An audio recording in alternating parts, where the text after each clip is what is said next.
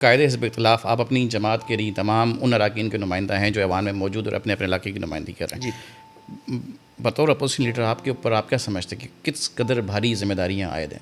Well دیکھیں، جو job description ہے نا وہ یہ ہے کہ وہ واچ ڈاگ کا کام ہوتا ہے ایک اپوزیشن کا، اور بحیثیت اپوزیشن لیڈر کیونکہ میں ان کو لیڈ کر رہا ہوتا ہوں تو میری پرائم رسپانسبلٹی یہی ہوتی ہے کہ ایک واچ ڈاگ کا تصور ہے ڈیموکریسی میں، اور to have an eye on government. Government کیا کر رہی ہے، ٹھیک کر رہی ہے، غلط کر رہی ہے، اچھا کر رہی ہے تو ان کو پریز بھی کرنا چاہیے. ہمارے یہاں ایک روایت رہی ہے عمومی طور پہ پاکستان کی سیاسی تاریخ میں کہ اگر کوئی سامنے والا اچھا بھی کام کر رہا ہے تو چونکہ وہ میرا پولیٹیکل اوپوننٹ ہے تو میں نے اس اچھے کام کو اچھا نہیں کرنا.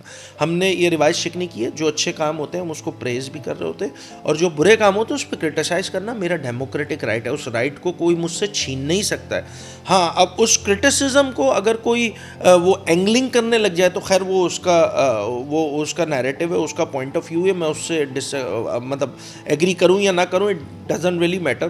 اب چونکہ عوام بڑی باشعور ہو گئی ہے، لوگ جو ہے وہ سمجھتے ہیں چیزوں کو کہ کون کیا کس وقت کیسے کام کر رہا ہے. اس میں یقینی طور پہ کہیں نہ کہیں بحیثیت جماعت ہماری بھی غلطیاں کوتاہیاں ہوں گی.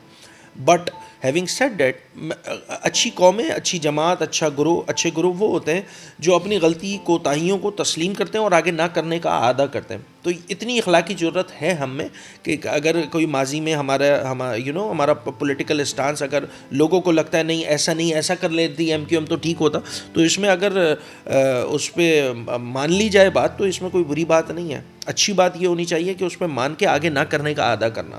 تو وہ ہم میں اتنی اخلاقی ضرورت ہے کہ ہم یہ کام کر لیں.